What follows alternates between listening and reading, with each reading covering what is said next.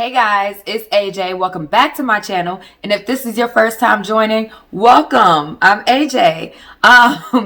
Please, if this video resonates with you at all, if you found anything helpful in it, if you found me entertaining whatsoever, please like, comment, subscribe, and share. And hit that notification bell, because if I'm entertaining to you now, I'll probably be entertaining to you later, and you should watch my videos. I would greatly appreciate it. All supporters appreciate it. And I also have some other things coming up. If you watched my last video and stuck through towards the end, I kind of put it out there that there's a podcast coming out. So we don't have a specific date yet, but two friends and I are going to be starting a podcast soon, and it is going to be hilarious, entertaining. It's going to be full of perspective. It's not going to be the same vibe as this channel. It's going to be a little more like cutthroat. But yes, you'll see a lot of different perspective from three black women in our 30s, and just trying to make life work, and getting different perspectives and different points of view on things. So yes, please look out for that, because it's gonna be interesting and entertaining, to say the least. My whole journey recently has been a roller coaster, quite a roller coaster. I have just been diagnosed with lupus, SLE lupus, which is the most common form of lupus. It's systemic lupus erythematosus. Systemic lupus erythematosus. So nobody says all of this, though. You got lupus, or SLE lupus. So if you don't know, lupus is when your immune system attacks itself. It is an autoimmune disease, and it's not contagious or anything. If I'm around you, you can't catch lupus or anything like that. But yes, it's an autoimmune disease, and my body will attack itself. Lupus can manifest in many ways, and it is very hard to diagnose. A lot of people could be walking around with lupus and not even be diagnosed with it, because the symptoms can mirror a lot of other diseases and disorders. So yes, it can be hard trying to get a diagnosis for lupus, which I know for me personally, it was hard and time consuming and quite frustrating. But, when it manifests, it can manifest in different ways, and it affects people differently. So you can have 100 and some odd people, a few hundred and some odd people in a room, and all of them can have different symptoms. Honestly, I think it's until you get to like almost 400 people in a room, and then you'll finally get your first identical match of symptoms. So your immune system can attack your skin cells. If you guys have met anyone with lupus, some people might have the butterfly rash. Now, purple is the color of lupus, which is crazy because purple has recently become my favorite color, but it was way before I got a diagnosis or knew anything was going on with me. So that was just kind of weird. But purple is the color of lupus, or the lupus awareness color rather, and the butterfly is a symbolic animal for lupus, because people tend to get a rash on their cheeks and nose, the bridge of their nose, and it's called the butterfly rash. So, and lupus is not known to be a consistent thing. You get flare-ups, and a flare-up could last, it can vary. It can honestly vary, because I know some of my flare-ups have lasted a couple weeks at a time. It could go from like days to weeks. I've heard some people say a few months. So you never know. You never know. It could attack your skin cells. It could attach your liver, your kidneys, your heart, your brain. What else? Of course, I got my little notes here as always. So, your blood cells, your joints. And yeah, it can also lead to hair loss. It could lead to weight gain or weight changes, weight loss. It's a lot of different things that it can affect. And it manifests itself in different forms. My personal symptoms, the ones that I've experienced, I don't think I've experienced the butterfly rash. I don't think I get too many skin symptoms. I have had some, but it hasn't been frequent and it hasn't been that severe. I'm going to date you back to a little while ago, some years ago. Naomi is 3. I was pregnant with her. I had her in 2017, in September 2017. She was due in November of 2017, November 16th. So I found out I was pregnant in February of 2017. Well, I found out I was pregnant in March, but I got pregnant in February. I had it then. Didn't know I had it. Didn't really realize that things had manifested into an issue. Like, I was on the go. Before I was pregnant, I was on the go. I was always doing something. I was partying. I was always, on the move somewhere. I was busy. I had a lot going on. So, I didn't really pay attention to any of the signs or symptoms or whatnot. And honestly, I didn't think they were that bad when I did feel it. But also, I have chronic anemia. I've been anemic for almost as long as I can remember. I know for sure since high school. So I know when my iron is low, I get extreme fatigue.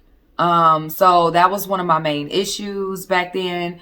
And I was just tired all the time. I was, some people would say I was lazy, but I wasn't really lazy. I was just tired. I slept a lot. And I still do that to this day.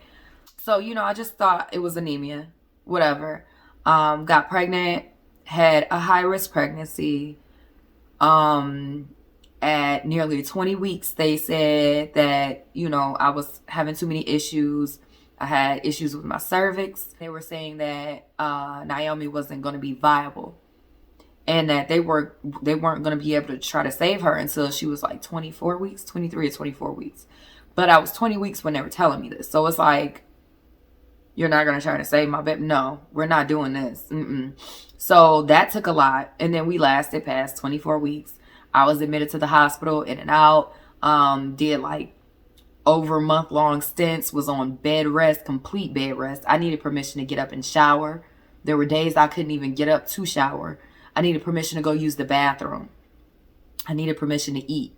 There were like days on end, consecutive days on end where I wasn't allowed to eat. At most, I could drink some broth. But they just gave me water and ice chips. Like, that was it. So, it was a real struggle. And then I had her 10 weeks early. They, let me out of the hospital early. They told me at first that I wasn't going to get out of the hospital until I delivered. So I'm like, I'm here for the long run. Like, and then they ended up letting me go on Labor Day in 2017. And that was on a Monday. 5 days later, I went into labor that Friday. And, yeah, I had been in labor since Thursday. Didn't realize they thought I was going through Braxton Hicks or whatever. And then went into labor, realized I was in labor on Friday. And then I had to get an emergency C-section. She was 2 pounds, 3 ounces, 10 weeks early.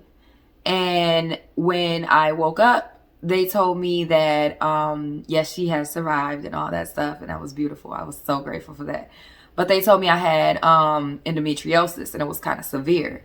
So I'm thinking like, oh, okay, so that must attribute it to why I had such a high-risk pregnancy. Because mind you, they didn't tell me, they couldn't figure out the root of the issue. So I had low amniotic fluid and my placenta was aging as though I was further along in my pregnancy than I was, which is why my amniotic fluid became low and I didn't have any leakages.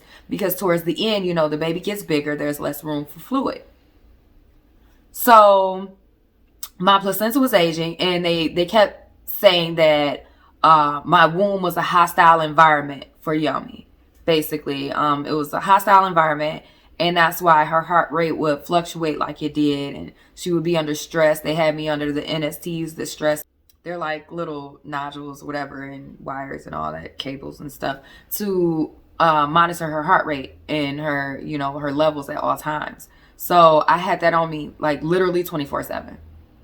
24/7 until I was able to go to the bathroom, or sometimes I would be able to take a walk. They had to change my bed. I was in there so much. Like, I was starting to get like the beginnings of bed sores. Like, it was bad. It was bad, y'all. So, I was wondering, like, why was my womb such a hostile environment for her? I never understood that. And they never understood why. But they knew that's what the case was, and that my placenta was aging further than it should have been, and that she was growth restricted all throughout my pregnancy, which is why she was 2 pounds 3 ounces when she was born. She was growth restricted. She didn't have a lot working with her while I was pregnant. My body wasn't working with her. And it seemed like it was creating a hostile environment, like they said. So the recovery from the C-section was kind of rough for me.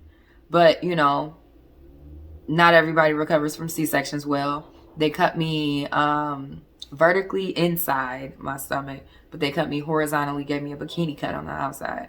So they told me I had chronic endometriosis, and that if I were to get pregnant again, it would have to be planned.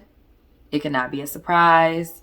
And I would automatically be deemed high risk, and I would have to get on bed rest upon me getting pregnant. So I'm like, so for those of you who always ask, oh, when you gonna have another baby, blah, blah, blah. Yeah, that's part of the reason why, because that's a lot. It was a lot physically and mentally, emotionally, it tested me on all levels. And for me to stop working now and to go on bed rest and do all of that, that's a lot. So I have to plan my future. Fast forward to postpartum.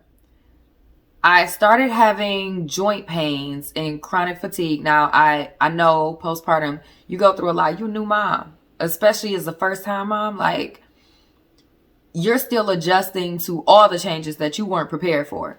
So not only are you trying to heal, you're waking up at all types of times to pump or to breastfeed or to feed the baby and everything. And mind you, Yomi spent a full month in NICU. So she was born September 8th. She didn't get out until October 30th. And so that whole time she was in NICU. And I didn't stay at home. I was at the hospital all the time. So I literally would come home to sleep and shower. And then I would go back to the hospital. So I wasn't getting any sleep. I wasn't worried about me and my health or self-care or anything like that. So I'm just thinking, this is just the joint pains and the fatigue, all of that. That's postpartum stuff. I wasn't paying attention to that. So all of that went on. And, I had my pains, whatever. And I kind of just pushed it to the wayside because my baby needed me more than I needed me.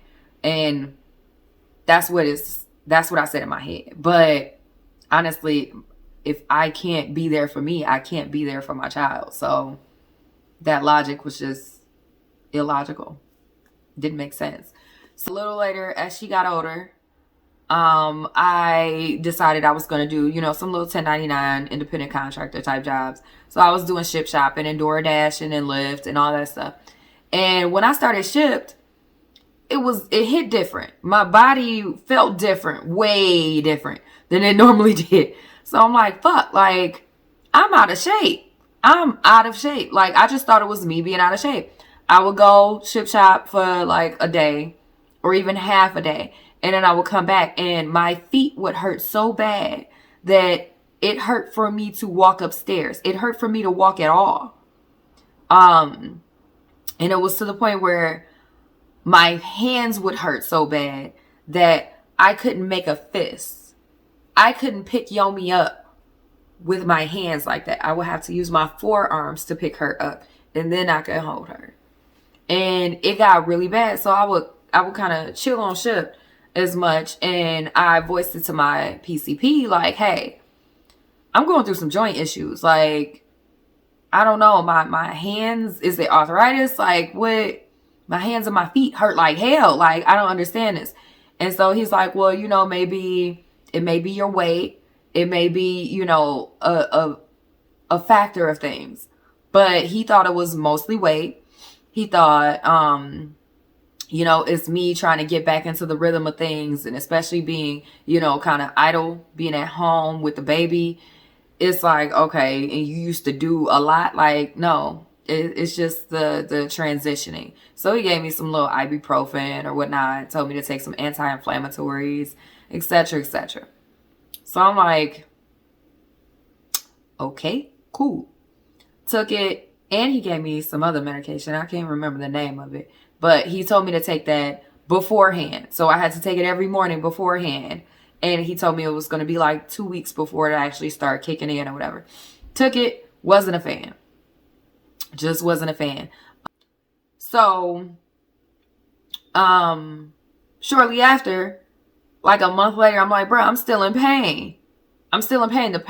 The pills didn't stop the pain. Like, so I stopped taking them all together. And it's like, I'm still in pain. So what's up? And he's like, well, you're only 28 and blase spleed. There shouldn't be a lot wrong with you. All this stuff. So I'm like, but there is. There is something wrong. So I just kind of ate it. I took it, was like, you know what? Fuck it. When I'm in pain, I just take an ibuprofen or I take a Tylenol or mainly some kind of ibuprofen. And I'm going to just deal with it. Fuck it. Like, I don't know what else to do at this point. So it got so bad over this time frame that I had to go to the ER because I'm like, I am having such severe joint pains. Like, I can barely move my body. It's bad. I went to the hospital and sat there for a while. They saw me and they're like, oh, this is beyond our scope. So we're going to tell you to go see your PCP because we don't have anybody to specialize in the issues that you're having. So we're going to give you some Tylenol and some ibuprofen and you can rotate. And then we're going to tell you to follow up with your physician. Never, ever in my life, and I've been to the hospital a few times in my life, never have I ever been told that what I was going through in the emergency room was out of someone's scope. That was like, what the fuck? What did I come here for?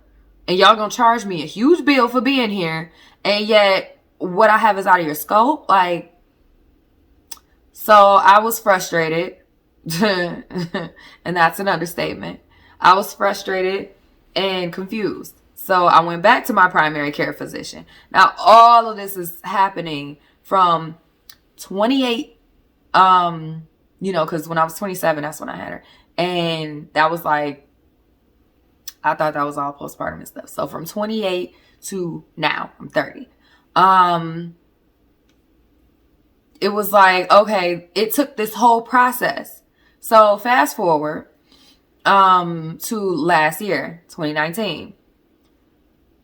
No, I want to go on 2018 because 2018 is when I told my doctor, like, listen, you keep saying there's nothing wrong with me.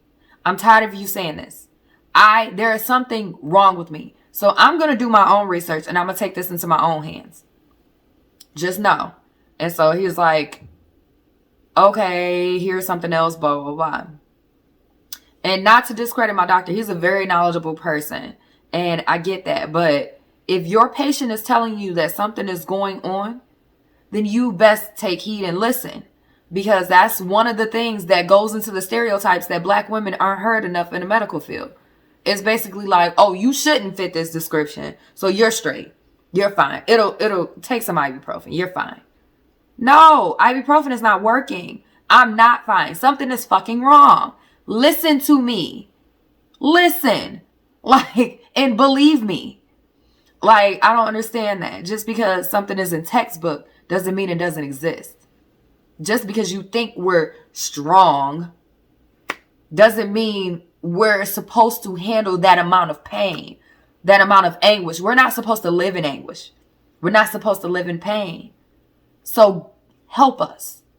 That's all I'm saying. As Black women, listen, believe, and help us.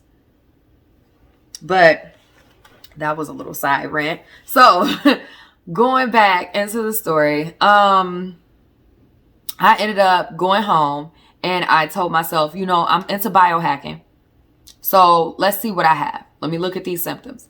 So I kind of cross-referenced biohacking and normal health. Because my thing is, I don't want to just live a normal, like, baseline health. I don't. I want to have exceptional health. I want to be above the bar. So what I ended up doing was looking up for biohacking in women and looking up what are the baseline for blood types and, you know, different various blood tests and what is exceptional for those. And then I started looking at my health history and, you know, everything is digital now. So I can look back at my charts. Anytime I have blood tests run, I'm looking at the pregnancy, the blood tests from the pregnancy and all that stuff. And I'm looking at my levels of certain factors. So I go and I compile a list of like 16 different blood tests that I want run on myself. And I take it to my doctor. Now, here's the thing, because I realized that he wasn't just taking my advice because I'm not a medical professional. So I felt that I had to say, hey, I spoke to a functional medicine doctor and he told me these were the blood tests I need run. So I'm coming to you to consult with you because if I can't get these blood tests run through you, I will go through him. And so he went on this whole rant, you know, how conventional medicine doctors do, about functional medicine doctors and how it's a potential scam and all that jazz. My insurance isn't going to cover it. Just because my insurance doesn't cover it doesn't mean it's a scam. And I do believe in functional medicine doctors. So, but this one was not the case. I came up with this list. So he took my list, walked out for a while, came back, circled 12 of the 16 tests and said, I'm going to run these 12. The 4 those are additional things. And I can probably get the answers for the 4 through the 12. So that will be for further study. So basically I came up with a list of 12 blood tests that he should have came up with. But I did. And this is what happens when you take your own health matters into your own hands. So did all that. He ended up running a test. And then the blood work came a little off. So he's like, there is something wrong with your blood work. And this is beyond my scope. So I'm going to transfer you to a rheumatologist. So my rheumatologist appointment was supposed to be for April. COVID happened. And so all of that stuff got pushed back. And I didn't get seen until August. And when I tell you, like, I was distraught because my symptoms are chronic fatigue on top of me being anemic. And anemia can actually be a side effect of lupus too. So chronic fatigue, severe joint pain. I had hair loss at the beginning of 2020, rather. So in my 2020 videos, I had a sew-in. And it was so cute. Everything was cool, whatever. Then I realized my scalp was starting to get irritated. So I'm like, what's going on? Turns out when I took the sew-in down, my hair was falling out in clumps. And it was a main part right up here that was like thinner than the rest of my hair. Now I have thick hair. I have some thick ass hair. So I'm like, you could see this thin patch right here. Like, this isn't just shedding. You know, when you take your hair down, your hair, it'll come out because all the shedding that was supposed to happen was retained in your hair. But this was beyond shedding. Like, my hair was coming out. So I'm like, what the fuck? And so I decided, like, you know what? I've been wanting to do a big chop for a minute. Let's do it now. And I was just sitting at home in quarantine. I'm like, well, this was before the quarantine, but the big chop. So I was too scared to do a full big chop. So I cut like the sides and then I had like a little long piece right there. And then quarantine happened and I cut the rest of it off. I just cut it all even. And I felt liberated. I felt good. You know, whatever. I wasn't prepared for all of the maintenance with short hair, which is why I'm growing my hair back out. But I was like, what the fuck was that about as far as my scalp sores and everything? And I never shared this part before, for real, with, I don't think, many people. So, but yes, the reason why I cut my hair, the real reason why I cut my hair is because, one, I thought it was going to be cute, but the scalp sores and the hair thinning, the hair loss. And that is a side effect of lupus. So ever since then, that it's only happened one time. I've had scalp sores since then, but my hair is not falling out because I make sure I take care of it. So when I get my hair braided, it can't be French braids. It can't be on the scalp. It has to be individuals. And I don't want to irritate my hair too much. So for the sew-ins, I can't do it right now as much as I want to. Oh, Lord Jesus, because the sew-in is life-saving. But it irritates my scalp too much. So can't do it. My hair is growing back. I haven't had any hair loss since then, but that is definitely one of the symptoms of lupus. So fatigue, joint pain, hair loss. I was getting headaches and having dizzy spells. And this is all stressful, and it raises my anxiety because, as you know, who've watched my channel before, my mom had COVID at the beginning of the year when all of this happened. So I was afraid that I had COVID. Like, because I'm like, so I, like, literally right now to this day, I've been tested like 11 times for COVID. And I was so stressed out about it. It was driving me crazy because the symptoms of lupus sound like the damn symptoms of COVID. Like, the shit that I go through is like, it's so frustrating. It's so frustrating. But I have to keep getting tested for COVID because I don't want it. And I want to make sure that I'm not going out and spreading it or whatever, or giving it to the people in my household or my loved ones or whatever, whoever I see. So it's like, okay, so now I have to get these flare-ups under control. So I was told, I finally went to the rheumatologist and he ordered blood work, got that done. And he was like, I'm starting you on treatment today on my first appointment. Because before, that's when I got my blood work, the test ordered. And so by the time I got there, he was able to look and he was like, yeah, no, we're starting you on treatment today because I'm looking at your stuff and it does seem abnormal. I think you have lupus. This is not an official diagnosis, but I've seen it before. You're a black woman. You have a higher chance of getting it, etc., etc. So here's the rules. You have lupus. You unofficially have lupus. I'm going to start you on treatment. You have to take this pill every day, once a day. And then he upped it to twice a day because it stopped working as well. As far as my feeling, as far as my blood work, he did see a difference. So it does help.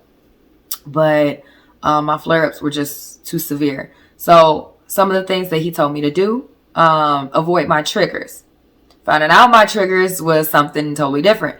But he did say triggers for a lot of people. I have sun sensitivity. So I can't be out in the sun like that. And that is a huge issue for me because I love the sun. I will sunbathe. I'm a summer baby. I was born July 22nd. Like, I love the sun. So that's hard on me. And I do wear sunscreen. I have to wear sunscreen every day now. Even in the wintertime, I have to wear sunscreen if I'm going to be outside. Stress. And this is what has been causing a lot of my flare-ups. Stress. I could be stressed out, and then the moment I relax is when my immune system will go, bow, you fucked up.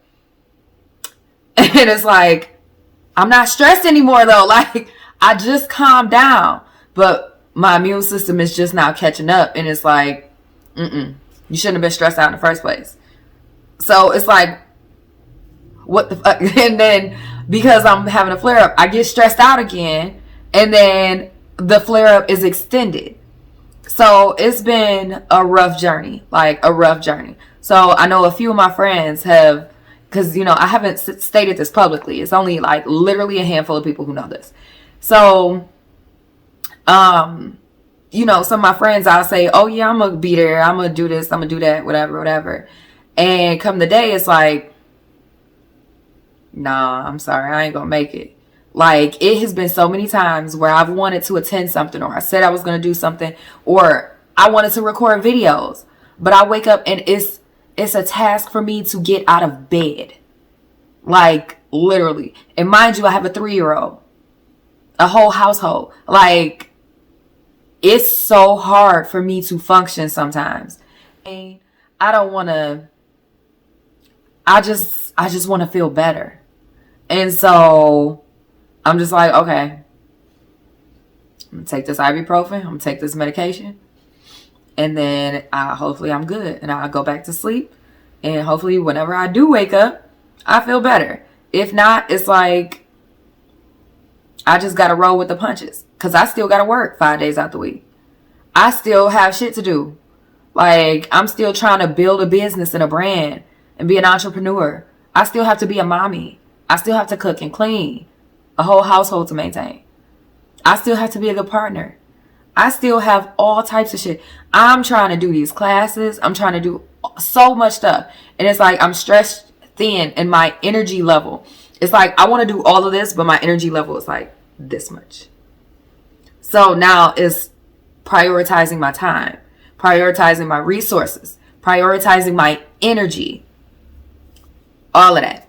It's like, it's such a balancing act. And it's frustrating. Frustrating as fuck. I've had breakdowns several times because it's like, I'm so frustrated. I don't know what to do anymore. I don't know what to do. I found out doing research because, you know, of course, I have to research everything. I don't just do regular research. I do biohacking stuff as well.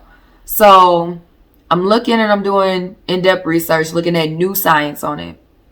And it's turning out that people who have autoimmune diseases tend to have emotional repression issues. And specific, like rheumatoid autoimmune diseases like rheumatoid arthritis and lupus and some other things, those people tend to have a certain type of personality. And those personalities are people pleasers. People who compromise for others but don't do enough for themselves. People who don't like to seem angry all the time. People who will keep things inside and house it. And then recategorize what happened. And so I had to stop and think, like, whoa, did I manifest lupus in myself? Do you know how hard it is?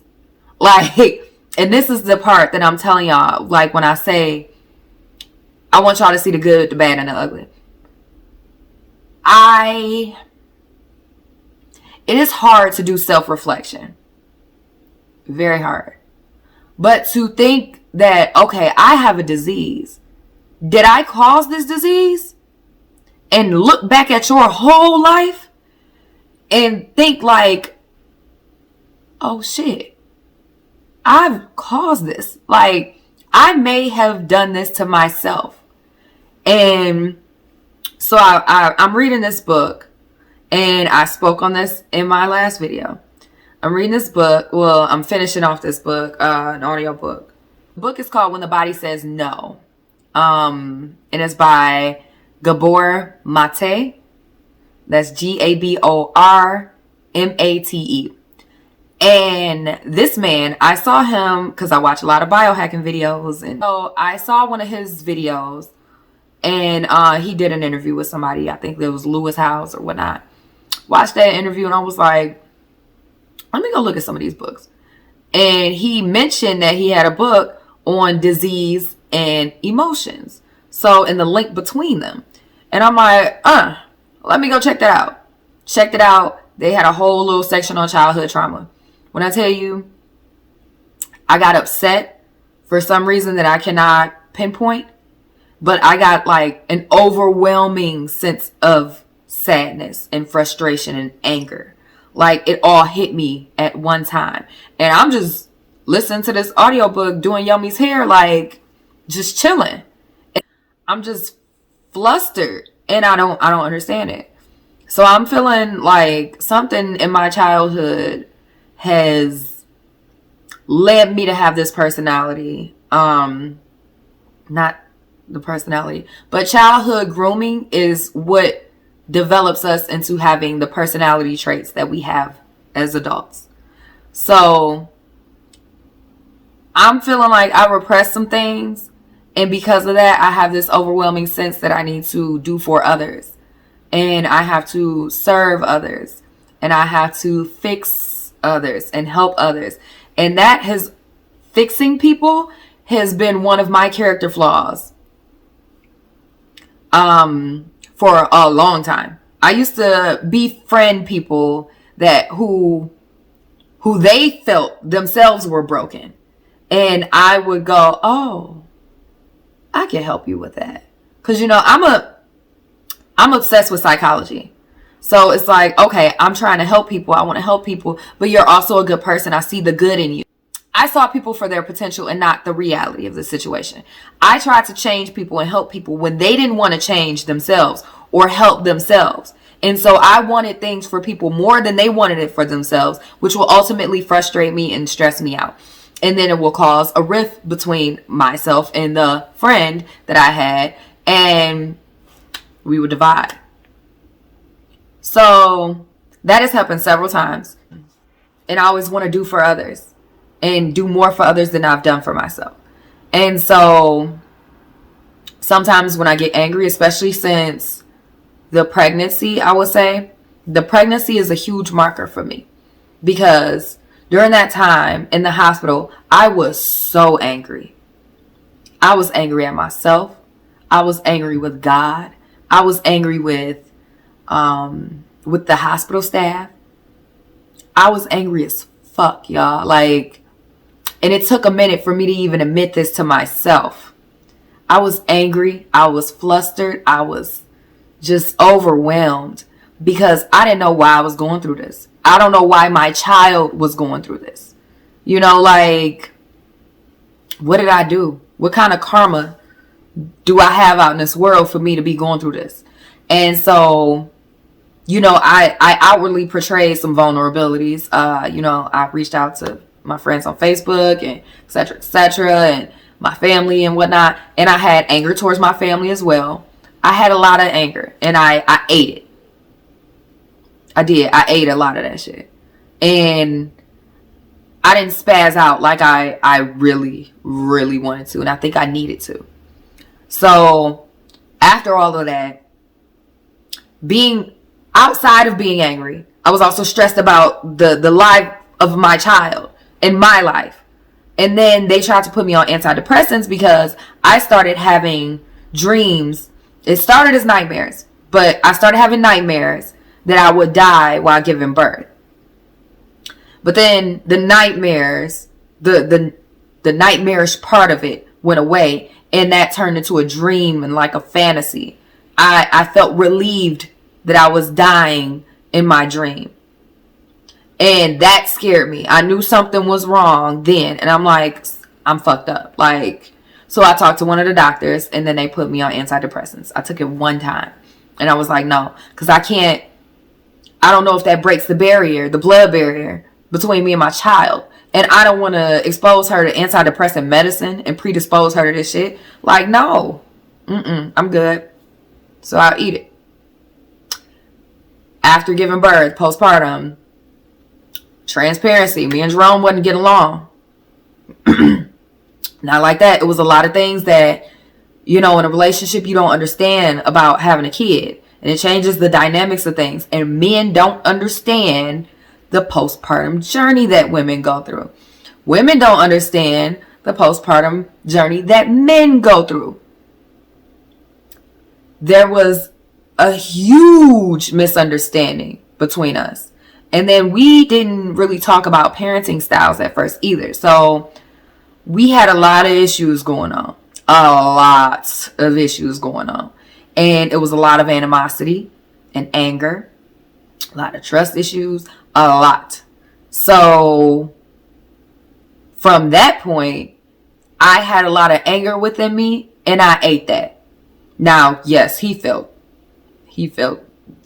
quite a bit of that anger. And I felt quite a bit of his anger and retaliation.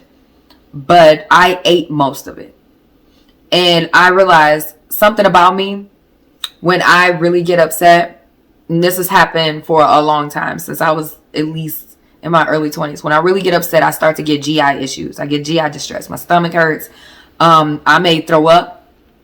I may, something. I may get like acid reflux. Like, I get GI issues, but mainly it's stomach aches and nausea. I may get a headache. Those were all forewarning signs from my body telling me, hey, chill out. Let it out.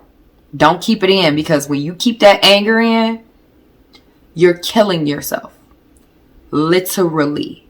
You are killing yourself and manifesting chronic disease and sickness. So, but I didn't listen to that. I didn't listen to that at all. So, from that point, I just didn't listen, and I kept eating shit, and next thing you know, I'm having joint pains. I'm having more chronic fatigue, and like outside of the normal scope for my anemia. And yeah, got diagnosed with lupus as of August, and an official diagnosis in October. So because of that, they put me on Plaquenil, is the generic name for it. That's the same stuff they were giving people for COVID at the very beginning. And it was like a whole little political thing, and they changed their mind, reneged, and all that stuff. That stuff saved my mama life in the hospital. So you can feel a way about it and say it doesn't help COVID patients, but I feel like it helped my mom when she was damn near dying. So again, that's neither here nor there. I don't want to politicize that. But that's what they put me on. And then they wanted to put me on this stuff called Benlysta. And it's an auto injector. I would have to inject myself once a week. Because the Plaquenil is just not helping. So not as much as I would hope for. So the doctor was like, when he said auto injector, I'm like, that doesn't sound like a move I'm trying to make right now. So he just doubled my dose. So now I got to take the Plaquenil twice a day. And the side effect of that is it gives me headaches. And the side effect of lupus is headaches. You could get lupus headaches. I forgot to mention that. They're like migraines, and they're debilitating. So it's like, do I get a headache from lupus? Do I get a headache from the medicine? Which one do I want to pick? Or do I not want to take the medicine and just take some ibuprofen 800s? And then, like, what are we doing here? Drink water, take some supplements, biohack the shit out of this, and do some self-healing. So that's the journey I'm on right now. A self-healing journey, which is another reason why I want to go see a therapist. Get some of this childhood trauma out of me. Get some of this anger, overwhelming anger that I have. Now, granted, meditation has helped. Gratitude has helped. And it has toned a lot of things down. I've learned to let go. I've done rituals. I've done all types of things. And I've let things go. But not all of it is let go. Some of it still stings. And some of it is very potent anger. And I have to get it out of me. And I'm not going to subject other people to that anger. Because a lot of it is anger towards myself. So I'm learning. Every day is a journey. But I know that I cannot be stressed out for my own physical well-being. And so I have to truly, which is why one of my New Year's resolutions is to do what makes me happy. Ultimately. find my happiness and find my peace and keep it. Don't stretch myself too thin for other people and not have enough for myself. It's me first. It's me first. Then it's Yami and Jerome. Then it's everybody else. But it's me first. And I'm still trying to learn that. Because in my heart of hearts, it's Yami first all day. All day. My baby come first. But it was to the point where I couldn't even be a good parent. I couldn't keep my emotions in check and my patience in check with someone I know who loves me unconditionally and dearly. And someone I know my reactions and my emotions, whether they're obviously shown or not, will affect her directly and will affect her for the rest of her life. So I had to reel it back and try and reevaluate. Something is wrong. Why do I feel this way? Why am I so short-tempered and impatient towards my own child who has no malicious intent whatsoever? Like, I had to reel that back and think about that. And I have to do that all the time now. But what I have learned is when people upset me, I'm going to say that shit. I have to call it out. I have to. Because if I hold it in, it's going to make me ill. I'm going to have a flare-up. I don't want any more flare-ups. I don't want to experience this anymore. So it's to the point where I just have to say, like, okay, I try to be the bigger person. I may think, and I'm very objective. So I like to think of all sides of the story. Or at least 2 or 3 sides to a story. And then I come up with my conclusion on how to proceed. So sometimes I'll be like, you know what? Let it go. Just do better as a person, Andrea. Like, just do better. And that's how you move on. But some people earn that motherfucking cuss out. And that's who I'm referring to. Those people who need to get checked. That's what I've been eating and just taking to the chin. And I don't like that. Because when I was younger, I didn't do that.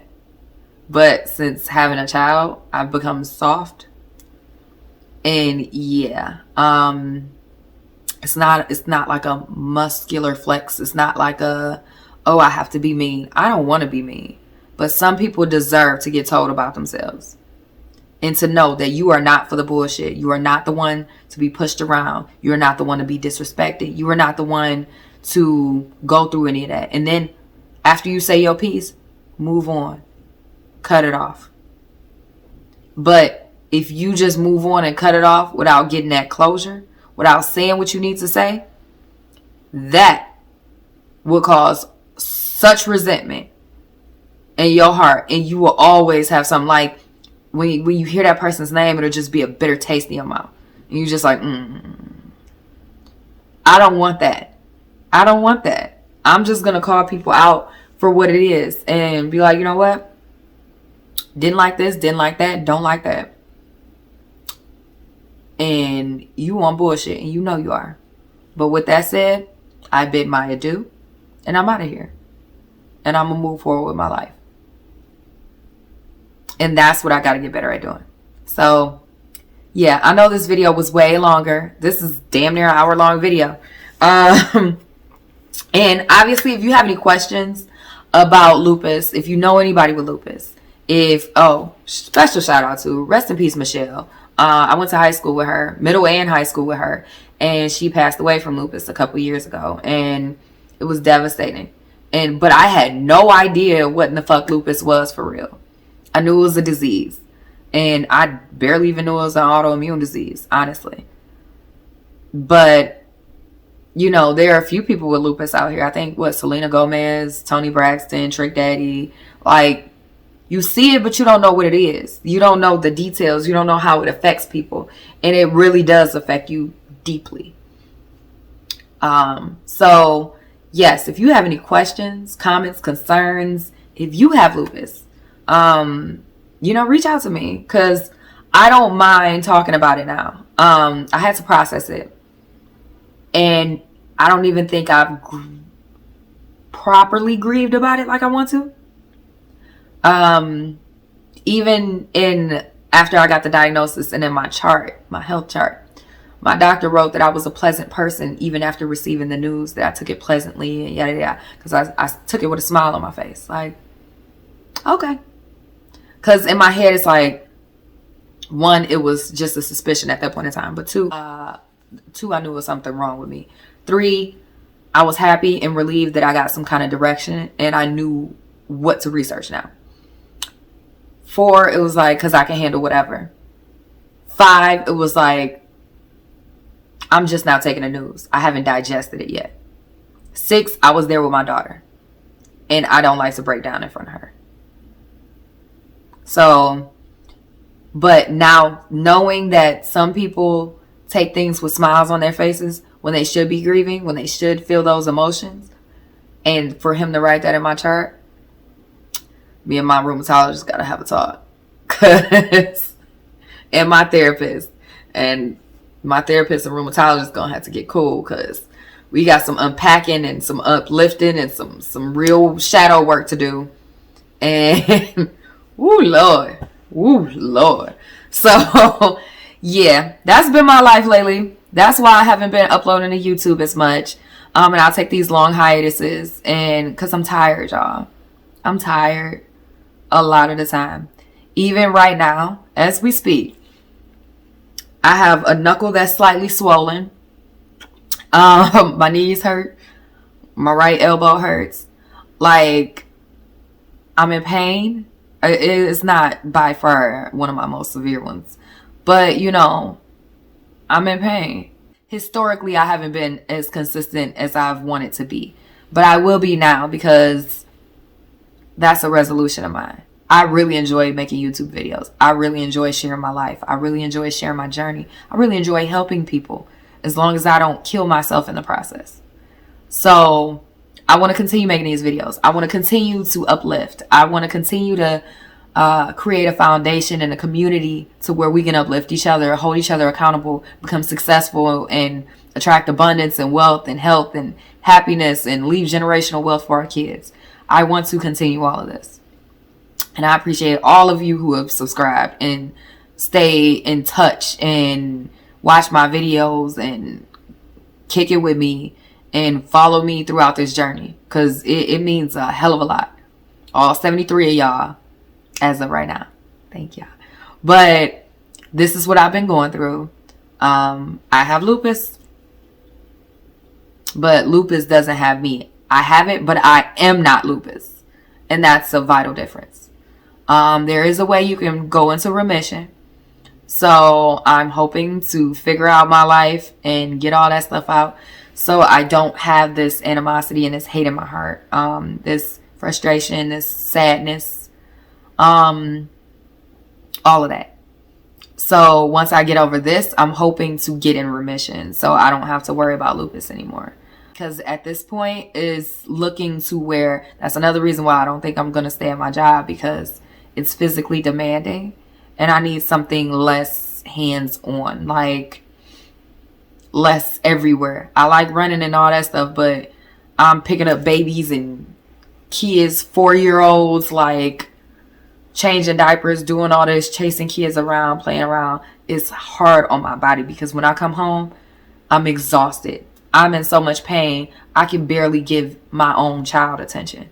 And that's not the type of life I need to live. So, had to reevaluate, gotta take inventory, gotta make some changes. That's what 2021 is about. 2020 was the eye opener.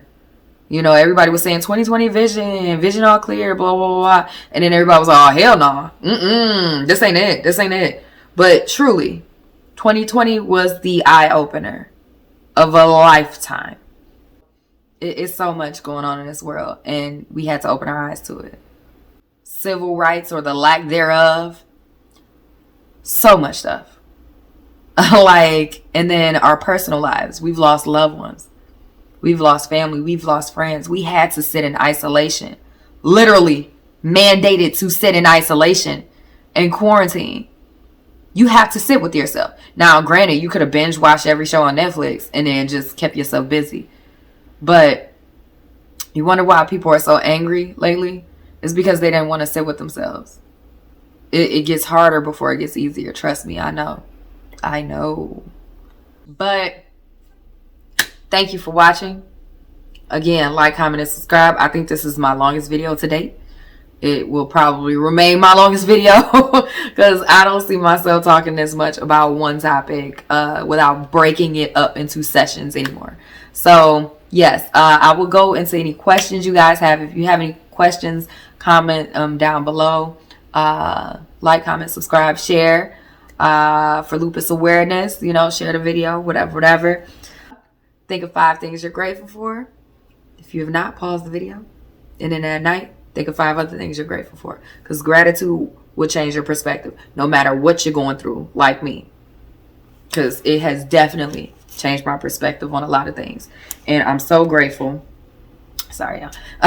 I'm so grateful that I have learned these practices and meditation and the breathing techniques and the sound healing and all of that I learned before I got this diagnosis. Because had I not known all that, I would have spiraled all the way downhill, rock bottom. So this stuff does help, despite me still having issues, because I'm human. The stuff that I talk about, it does help, and it has helped tremendously, and it continues to do so. So don't just think I've reneged on everything I talked about. No, this has helped me through this whole process. So ciao, have a good one.